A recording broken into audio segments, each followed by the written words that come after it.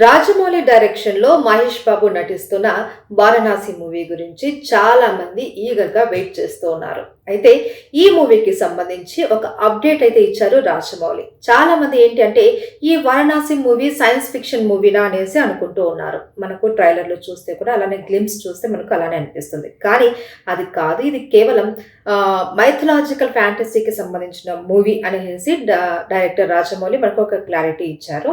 And అలాగే ఈ cinema run time విషయానికి వస్తే ఇది 3 గంటలకు కాస్త తక్కువగా ఉంటుందంట.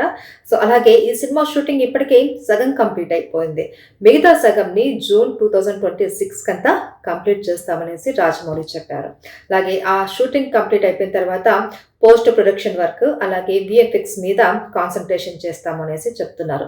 సో, ఈ మూవీలో ఫ్యాంటసీ ఇది మైథలాజికల్ ఫ్యాంటసీ మూవీలో మహేష్ బాబు మనకు శ్రీరాముడిగా కనపడబోతున్నారు అనేసి చాలా మంది అంటూ ఉన్నారు.